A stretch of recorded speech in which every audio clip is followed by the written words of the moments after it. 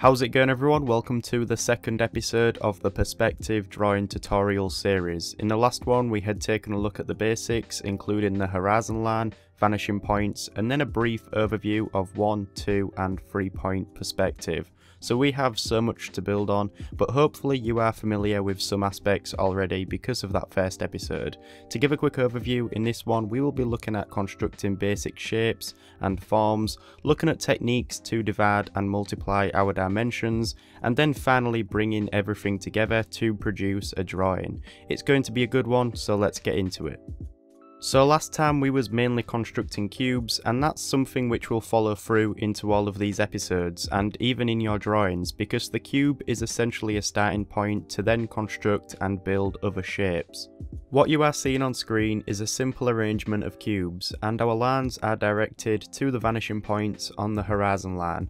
Notice how I haven't drawn in these lines this time though, but they are still there and taken into consideration. I have estimated the convergence based on these lines, and that's because a lot of the time you'll find that your vanishing points will be away from the drawing surface, so it makes it impractical to create all of these construction lines.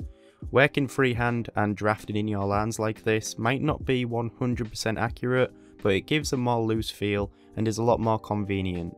So looking at this arrangement of cubes, we need to understand that all the lines which are parallel to each other will meet at one point on the horizon line, which is also our eye level. Also right now what we have here has the potential to be anything in a drawing. It could be the start of a streetscape, an object, or some framework for drawing anything in perspective. So if the form of a cube is so important, then what about the rest? Well, first of all, it's important to realise that every drawing is built from one or more of these forms: cubes, cylinders, spheres, and cones. Once we are familiar with how to construct these in perspective, then we are able to break down everything that we want to draw.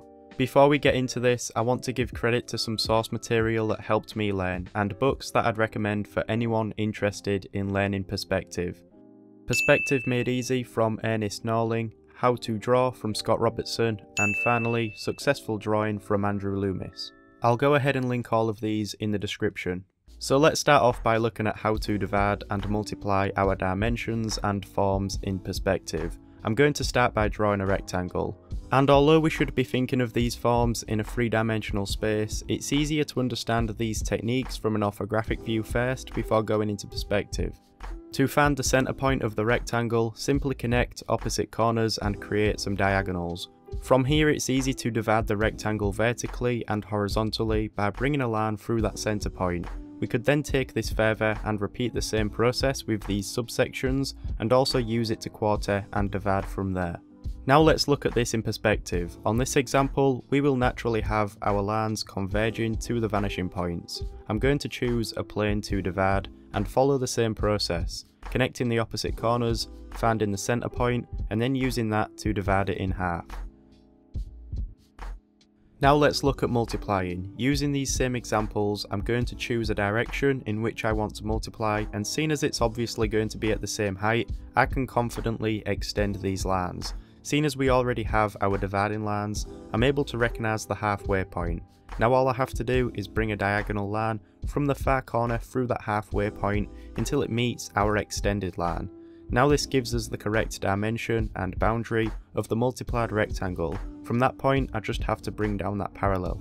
Like last time, let's have a look at this one in perspective. I choose a direction to multiply, then extend these lines.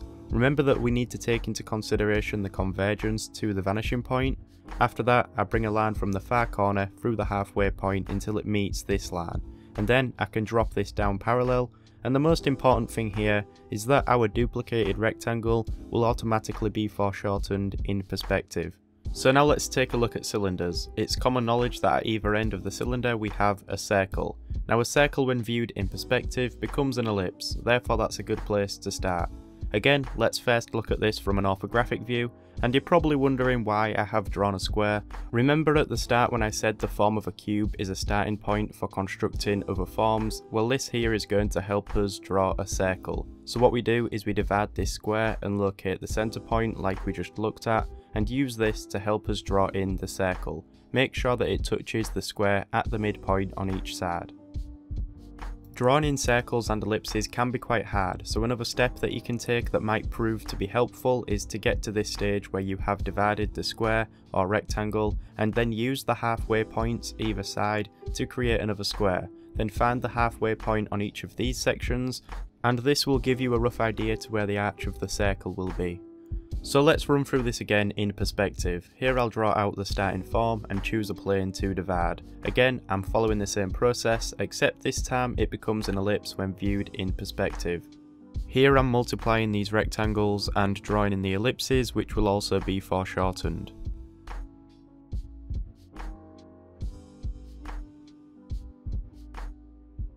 When we have an ellipse, we always have a minor axis and a major axis. Where these cross each other, it forms a square corner. It's also important to realise that the minor axis is always directed to the vanishing point. Now that we are familiar with this, we are able to construct some cylinders. Like usual, I'm going to create the starting form. I'm drawing through this, which is something that you want to do, as it gives you a better idea of the form and helps you to use it as a framework. We begin by dividing the top and bottom plane and drawing in the ellipse. At that point, we can create a cylinder by connecting them both. So moving on from this, it's easy to apply everything we have looked at when constructing other forms. The cone, for instance, is built on the circle in perspective, and instead of connecting this circle to another, we simply connect it to the centre point of the top plane.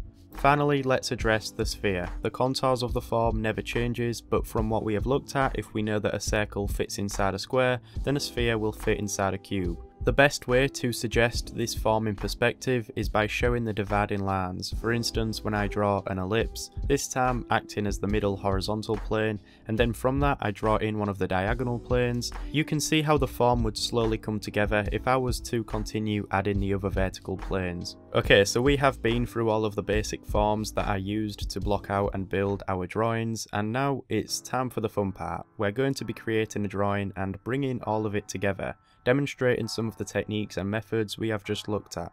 I'm going to be creating a scene in 2-point perspective where both the vanishing points will be away from the drawing surface. Here I'm going to construct a car using a lot of the techniques we have just looked at. I begin by building up the side plane, starting with a rectangle and using this to draw in the ellipses for the wheels. I then multiply this dimension 3 times, with the 4th time giving me the location of the back wheel. Remember that this will be automatically foreshortened, seeing as it is converging towards the vanishing point. At first, it might be challenging to try and estimate the direction of your lines, but it becomes easier the more you practice. As I start to work on the front plane, which will be the front of the car, I made this around 2.5 wheel sizes wide. However, this can vary between vehicles. The main thing I'm doing here is trying to locate the placement and draw in all of the wheels, even the ones that we won't see. This is because the ellipses tend to be the hardest part of the drawing, and so getting it done early will put you in a good position to build the rest of the car. Scott Robertson's How to Draw book is especially good for this kind of stuff. As you can see on screen, once I have some framework down, I'm able to start building on this form. Also with this drawing, I'm not working directly from a reference image. Here on screen is the image I was looking at, mainly to see the appearance and the details of the car. You'll notice that in my drawing, I've drawn this from a different perspective rather than relying on an existing image. Through all of this, we have to consider the convergence of our lines and make sure they are all directed in the right way. This can be difficult when drawing freehand, but it doesn't have to be 100% accurate. A lot of the time this kind of drawing acts as an underlay and is then rendered. Now that I have this car drawn in, I can go ahead and start adding in some surroundings.